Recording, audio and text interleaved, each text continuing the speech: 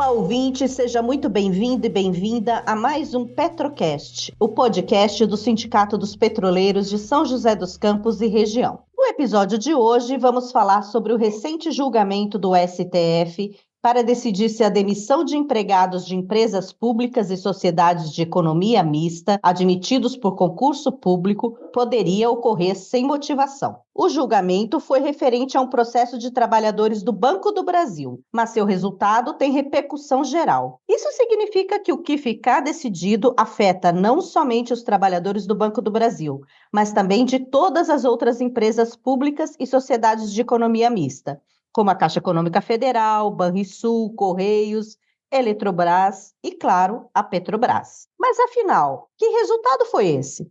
Foi bom ou foi ruim para os trabalhadores? Para explicar isso para a gente, recebemos hoje a advogada da FNP, a Raquel Souza. Olá, Raquel. Olá, Eliane. Olá, ouvintes. Bom dia. Olá, Rafael. Também participa para me ajudar nesse bate-papo o presidente do Sindipetro aqui de São José dos Campos, o Rafael Prado. Olá, Rafa. Olá, Eliane. Olá, Raquel. Raquel é advogada da FNP e também do Sindipetro São José dos Campos região, né?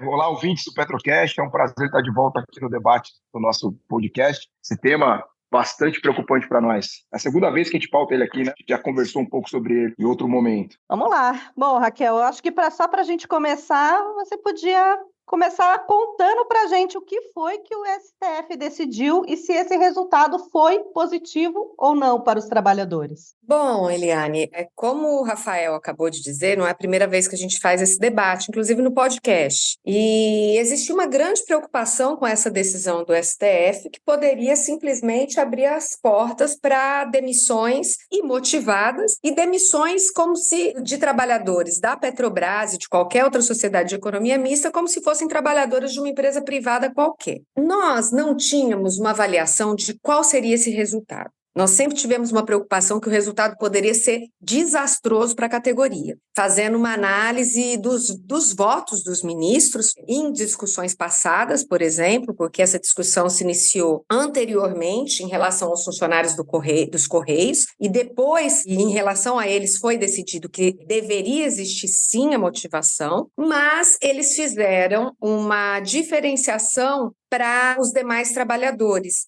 tendo em vista a questão das atividades econômicas, enfim. E aí vem essa discussão do Banco do Brasil. Eu diria que o resultado, ele não foi desastroso. Eu acho que ele foi melhor, talvez, do que a gente podia esperar. Mas ele não foi um bom resultado. Por que eu digo que não foi um bom resultado? O que o STF decidiu, isso eu acho que é importante explicar. Ele decidiu que o trabalhador de uma empresa, de uma sociedade de economia mista, que foi admitido por concurso público, ele não pode ser demitido sem uma motivação. Ele tem direito de saber por que ele foi demitido. Bom, isso é um avanço? É um avanço. O trabalhador dentro de uma empresa privada, o patrão pode demitir por qualquer motivo ou sem motivo nenhum. Sem motivo nenhum, não quero mais aqui, tchau. Agora, um trabalhador que prestou concurso público, estudou para isso, ele tem que ter uma mínima estabilidade. Quando eu falo estabilidade, não tem a ver com estabilidade no emprego, mas uma mínima estabilidade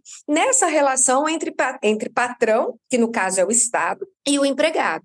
Então, é por óbvio que a motivação, a demissão ser motivada, ter que ser motivada, ela está correta. O problema aqui é o seguinte: até então, quando a gente falava de motivação, nós dizemos que motivação, em se tratando de trabalhadores de sociedade de economia mista, era aquela que são contratados por meio de um contrato seletista, a eles tem que se aplicar a CLT também. Naquilo em que diz que dispensa motivada, é dispensa por justa causa, que são aqueles motivos que estão no artigo 482 da CLT. Então, até essa decisão do Supremo, quando a gente tratava de demissão motivada, a motivação ela tinha que ser buscada dentro daqueles parâmetros do artigo 482 da CLT. Então, nesse sentido, a decisão do Supremo ela é um retrocesso, quando ela deixa claro que aqui não se trata de justa causa, a justa causa prevista na CLT. Então, a motivação pode ser econômica, insuficiência de desempenho, enfim, necessidade de reestruturação, enfim, pode ser qualquer motivo. Então, isso abre um leque muito grande para que o gestor da empresa pública possa demitir, Porque é muito fácil você arrumar um motivo. É muito fácil você arrumar um motivo e justificá-lo. Óbvio que isso vai ter que ser, isso cabe um questionamento judicial daquela motivação. Só que antes era muito mais simples, quando você dizia o seguinte, olha, cadê a justa causa aqui? As hipóteses, elas eram, como se diz, restritas àqueles pontos que estão ali no 482. Hoje esse leque se abre para várias possibilidades de demissão, com os mais diversos motivos. Então, nós podemos dizer que a gente saiu da guerra com vários arranhões. A gente saiu vivo, mas a gente saiu bem machucado, fragilizado em relação a qualquer discussão de dispensa desses trabalhadores. Dentro do contexto, esse debate, eu acho que é importante localizar isso politicamente, porque o direito e a política, eles são muito interligados quando a gente trata desse tipo de questão. Esse debate todo se iniciou no governo Bolsonaro, né, onde ele foi aprofundado. Então, ali já tinha um parecer, inclusive, da Procuradoria-Geral da República, no sentido do voto do Alexandre de Moraes, que era para dizer que não tem que ter motivação nenhuma. Aqui, o que ganhou foi o voto divergente do ministro Barroso, que vai nesse sentido de exigir a motivação. Mas a perspectiva que a gente tinha dentro do governo passado era de tomar uma pancada muito grande e ser aprovada a tese do Alexandre de Moraes. É óbvio que a mudança na conjuntura política, ela refletiu essa mudança também lá dentro do STF. Mas nós acreditamos que poderia ter sido avançado para uma decisão muito melhor, né? Inclusive o novo Procurador-Geral da República, o novo Advogado-Geral da União, poderiam ter atuado nesse sentido para garantir, de fato, uma estabilidade para os trabalhadores do setor que trabalham nas sociedades de economia mista, que para nós eles se equiparam, sim, aos servidores públicos, porque eles passam pelos mesmos critérios de concurso, os mesmos critérios de concurso. E a gente vê a importância da estabilidade do servidor público que por essa estabilidade pode ter autonomia, inclusive, para denunciar práticas ilícitas, para denunciar corrupção, coisa que um trabalhador sem estabilidade não tem. Em outras palavras, essa decisão, da forma como ela foi tomada, ela viabiliza a demissão apenas com uma comunicação formal, é isso? É uma comunicação formal. Também diz que não precisa de processo administrativo. Se a gente for falar de um servidor público, não de uma empresa, não de uma sociedade de economia mista, mas que trabalha numa autarquia ou qualquer outra, ou algumas empresas públicas, inclusive, que não atuam em atividade estritamente econômica, eles, para serem demitidos, a demissão tem que ser precedida de um procedimento administrativo. E somente após esse procedimento administrativo em que é garantido o contraditório, esse trabalhador é demitido. Isso hoje não tem mais necessidade. É óbvio que em algumas situações, por meio dos acordos coletivos que são firmados entre trabalhadores e empresa, existe essa previsão de um mínimo procedimento administrativo, a exemplo do acordo coletivo com a Petrobras. Mas nós entendemos que isso facilita demais a demissão. Eu não posso dizer que ela acaba com o direito de ampla defesa. Por quê? Porque mesmo dentro de um procedimento administrativo, muitas vezes o trabalhador pode optar por não se defender no procedimento administrativo. Muitas vezes a gente tem instauração de procedimentos administrativos que são, como se diz, já uma missa encomendada para demitir o trabalhador e que faz de conta que está garantindo alguma ampla defesa e não está. Nesses casos, o trabalhador pode dizer, não, me recuso e procurar diretamente o judiciário. Então, eu não digo que ele impede o direito de ampla defesa, ele dificulta, mas o direito de ampla defesa ele vai ter que ser garantido via judicial. Eu digo que, nesse sentido, ao você retirar a exigência do procedimento administrativo, você acelera o processo de demissão. Porque se antes você tinha que notificar e cumprir todos aqueles requisitos do procedimento administrativo, hoje basta uma comunicação formal dizendo, olha, você foi demitido porque o nosso orçamento diminuiu, ou porque você não teve um aproveitamento dentro da média, enfim. Então, você, a partir de hoje, está de aviso prévio e vai ser desligado da empresa. Antes, esse procedimento era mais demorado, levava alguns meses, hoje não. esse processo já foi agilizado. Olha só, e eu acho que é outra coisa que tem que pegar aqui. Nós estamos fazendo esse debate hoje e pode ser que o que eu estou dizendo aqui não sirva muita coisa. Por que eu estou dizendo isso? Porque ainda não foi fixada a tese, de repercussão geral. Eles votaram, para você ter noção, essa decisão, pelo que foi decidido ali, ela não vale para aqueles funcionários do Banco do Brasil que ingressaram com a ação. Esse foi, inclusive, uma das divergências levantadas pelo Nunes Marques no dia da votação, porque ele dava provimento ao recurso dos trabalhadores do Banco do Brasil. E tanto a decisão do Moraes quanto do Barroso negavam provimento àquele recurso, só que por motivos diferentes. A partir desse momento, o que vai ter? Vai ter uma nova sessão do STF, nós não sabemos quando, tá? Que vai firmar a tese de repercussão geral. E a gente sabe que no direito, a forma em que são colocadas as palavras, ela tem grande importância, porque dependendo da forma em que foi escrita, aquela tese de repercussão geral pode não refletir aquilo que foi decidido no julgamento. Então, nós temos que esperar, inclusive, para ver o acórdão e o próprio Supremo fixar a tese, que não foi fixada ainda nesse julgamento. Perfeito, Raquel. Bom, pelo que eu entendi, então, por enquanto, esse resultado até agora, isso significa que a estabilidade dos trabalhadores concursados não existe. Como que o sindicato vê isso, Rafael?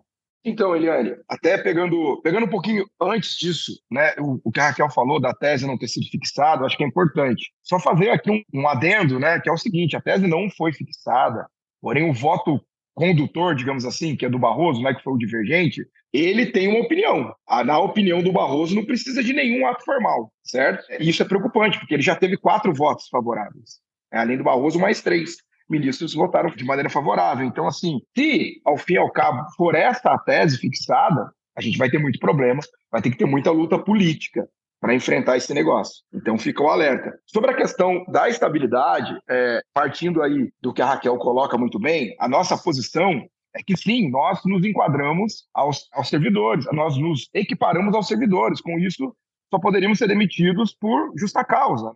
Então, a gente vê com muita preocupação esse julgamento, né? E entrando aqui nos aspectos políticos, a Raquel colocou, mudou o governo, não mudou a posição da Procuradoria-Geral da República, certo? É muito ruim que o governo Lula não tenha se posicionado de maneira divergente ao posicionamento do governo Bolsonaro, né? Manteve. Mas mais que isso, a Petrobras, ela está nesse processo como amiga da corte, né? Amigo escure. E a Petrobras enviou um advogado para essa sessão, e ele defendeu a demissão sem motivação, que ele defendeu a demissão sem justa causa motivada. Ele defendeu, a Petrobras esteve lá, a Petrobras do governo Lula esteve lá, defendendo a demissão de empregados e empregadas da Petrobras sem motivação. Isso para nós é preocupante, certo? O governo Lula está com a mesma política do governo Bolsonaro. A categoria precisa cobrar isso da gestão Geopolprates. A categoria que foi papel fundamental na vitória eleitoral do Lula, precisa cobrar do governo Lula que ele tem uma posição diferente. E aqui está uma tarefa dada para a FNP, para a FUP, todos os seus sindicatos. É organizar, mobilizar a categoria para que o governo mude sua posição. Já que a tese ainda não está fixada, precisamos fazer uma luta política em relação a isso. Agora, a questão da estabilidade da categoria petroleira, a gente não tem como dizer que a gente tem uma estabilidade, digamos assim, ela é muito frágil, mas ela existe. Hoje por hoje, a Petrobras ela não promove demissões sem justa causa de maneira imotivada, né? Isso tem a ver com correlação de forças, tem a ver com a própria segurança jurídica que uma demissão dessa traria, né? A gente consegue enfrentar demissões por justa causa.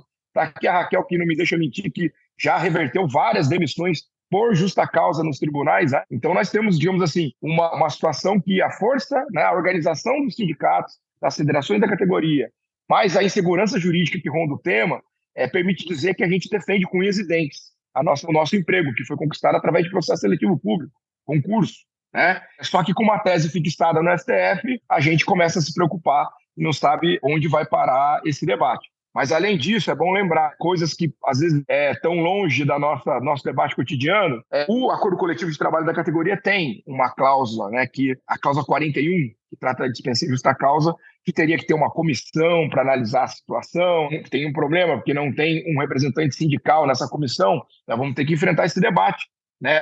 Fixou uma tese lá no STF, na próxima discussão de ACT, nós queremos uma proteção superior ao que tem lá, né? Nós queremos uma proteção ao que vai estar definido no STF. E também tem uma cláusula, a 42 do excedente de pessoal, em que a Petrobras ali ela se compromete a não promover, né, a dispensa, né, por questão de desinvestimento, aquela coisa toda.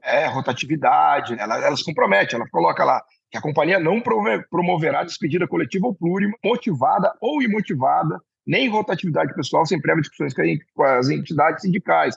Isso aí também permite a gente fazer uma luta, né? Teve a luta lá na Bahia, na época da desocupação do prédio, né, do Pituba, né, e gerou um acordo no Ministério Público do Trabalho que obriga a Petrobras a oferecer vagas em outras unidades em caso de desinvestimentos, né, além de todo um plano de RH e tudo mais. Então, eu estou colocando aqui exemplos da luta da categoria no âmbito sindical para a garantia do emprego. E isso tem que estar cada vez mais no nosso radar a partir desse debate no STF que a Raquel nos explicou muito bem. Então, é uma tarefa aí para o movimento sindical fazer a luta política, né, a luta de discussão com o governo, mas também botar a categoria, nossas cartas na mesa, né, a mobilização da categoria para pressionar para que a gente consiga manter, digamos assim, né, a nossa estabilidade, que ela vem sempre sendo atacada, né? A Petrobras não demite hoje, não é porque ela é uma mãe, ela é boazinha, como alguns acham, não, é porque a categoria luta. A gente enfrenta esse tema de maneira permanente. E esse julgamento do STF mostra que a gente tem que ter um cuidado ainda mais especial a partir de agora. Bom, Raquel, então, assim, esse julgamento, apesar de ter terminado, não foi nenhum desastre, nem dá para ser comemorado até que a tese seja fixada, só para a gente deixar bem claro aqui para os ouvintes. Eu digo que não foi um desastre total, mas eu não acho que é uma coisa para ser comemorada. Tá? Nós iríamos estar comemorando se eles de fato, se o Supremo de fato tivesse respeitado a Constituição, porque você tem um artigo 37 que exige que você entre por concurso público, tá? Numa empresa, numa sociedade de economia mista, como em qualquer outra empresa pública ou qualquer órgão público. Qual que é a diferença, então, desses trabalhadores para os outros? Todos tiveram que se submeter a concurso público. Todos deveriam ter estabilidade. A gente já tem um contrato dentro da sociedade de economia seletista, já é como se diz, já é um tratamento que não é isonômico, é uma retirada. Você coloca esses trabalhadores como funcionários públicos, de certa forma, de segunda categoria, né? E qual que é o motivo para essa diferenciação? Mas é porque eles atuam em atividade econômica. E aí, simplesmente, o Supremo parece que esquece que a gente vive num país capitalista, em que o Estado não pode intervir na economia. Aliás, ele pode intervir em situações em que o interesse público assim o exija. E esse é o caso da Petrobras.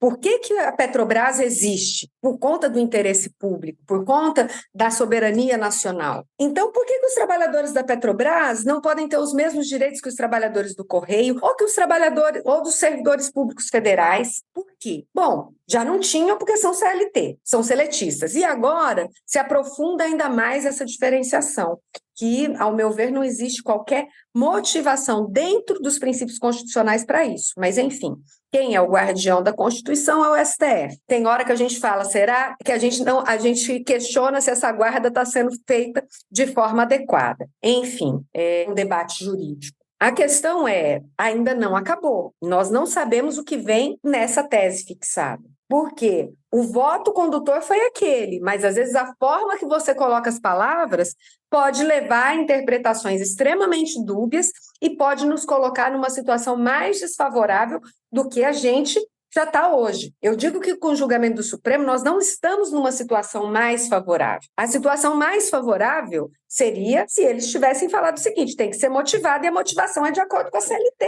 Porque antes de ter tese sobre isso, fixada antes desse julgamento, era tese de defesa nos tribunais. Tanto que o Rafael falou, a Petrobras nunca demitiu se não fosse por justa causa. Nunca demitiu. Daqui para frente, vai demitir? Bom, acho difícil. Dentro dessa conjuntura, porque tem a ver com o que o Rafael falou. Tem a ver com um processo de luta, de organização da categoria, que garante essa estabilidade na prática. Mas, juridicamente hoje, em que pese essa decisão não ter sido um desastre, repito, ela nos fragiliza muito nesse debate. Bom, já está valendo isso? Está valendo, tá? Provavelmente, se a gente for pegar os processos que estejam lá parados para por conta da repercussão geral, eles vão voltar a andar, mas vão voltar a andar, eu acho que provavelmente só a hora que fixar a tese. Hora que fixar a tese, porque vai ter que fixar, inclusive, vai ter que ver se vai modular os efeitos, como que vai ser, enfim. Ainda tem alguns passos ali que a gente vai ter que aguardar com ansiedade e muita atenção. E preocupa, né? Porque a demissão do caso concreto dos trabalhadores do Banco do Brasil foi confirmada, desse julgamento, a demissão foi confirmada.